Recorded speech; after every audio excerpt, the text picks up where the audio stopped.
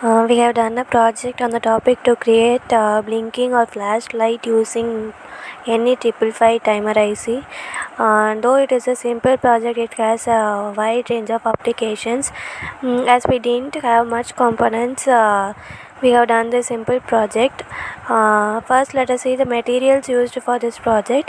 The basic material is the breadboard. Next is the battery. Here we have used a 9-volt battery. In this project we are using 3 resistor, 2 resistor of 1k ohms. Since I don't have 2 1k ohm resistor, I have used 1k ohm resistor of color code brown, black and red, and another resistor of 560 ohms of color code green, blue and brown.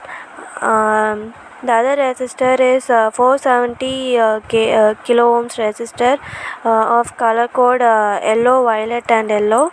And here we are using a capacitor of 1 microfarad, an LED, and finally the main component NE555 timer IC. Now let us see more about the IC. And we are also using some connecting wires. I have forgot to tell that. Now let us see about the IC. This IC consists of 8 pins. The first pin is near the notch, which is referred to as ground.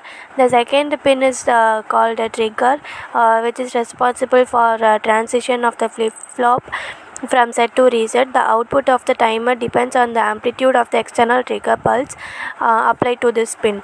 The third pin is the output pin, from which the output is driven as waveform. The fourth pin is the reset pin. Negative pulse applied to this pin to disable or reset the timer.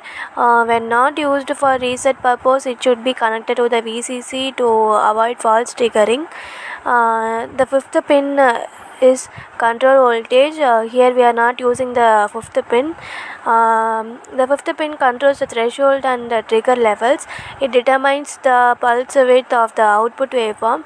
An external voltage applied to this pin can also be used to modulate the output waveform.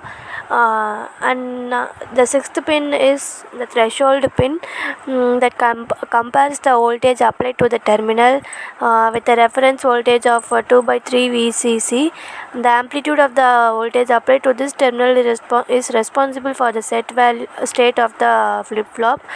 And the seventh pin is the discharge pin, open collector output, which discharges a capacitor between intervals.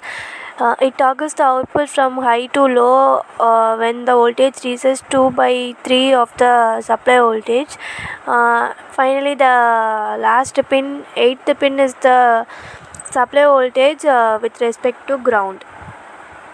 This 555 timer IC also has a wide applications like multi-vibrator, pulse generation, oscillators, etc. It is a highly stable controller capable of producing accurate timing pulses. With monostable operation, the delay is controlled by one external resistor and one capacitor. With a stable operation, the frequency and the duty cycle are accurately controlled by two external resistors and one capacitor. This IC has 3 modes of operating, such as monostable, astable and bistable. Each mode represents a different type of circuit that has a particular output. Now let us see the connections of the circuit.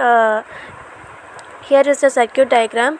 The components are connected according to this circuit.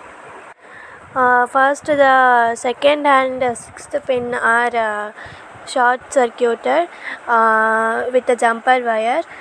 The first pin is grounded. The one terminal of the 470 kilo ohm resistor is connected to the sixth pin, and the other terminal is connected to the seventh pin. And the one terminal of this 1k resistor is connected to the seventh pin, and the other terminal to the fourth pin. The positive terminal of the capacitor is connected to the second pin, and the negative terminal is grounded. In the capacitor, the darkened portion or line is considered as the negative terminal, and the fourth pin and the eighth pin are sorted. One terminal of the one 560 ohm resistor is connected to the third pin, and the other terminal is connected to the positive terminal of the LED, and the negative terminal of the LED is grounded.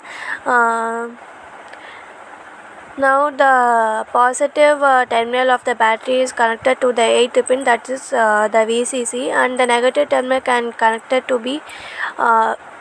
be connected to the first terminal or grounded. After these connections, we can see the output, that is the green. Here we have used a green LED. We can see the blinking of the LED. This is a simple project, but this can be also used in various places, depending upon the value of the capacitor. The time interval of the blinking can be changed. With the help of changing the capacitor, we can set the time interval for blinking. Not here, instead of LED, we can use any other loads like sound emitting device, which can be used as an alarm, and like this, where there are various applications. Finally, we have successfully got the output.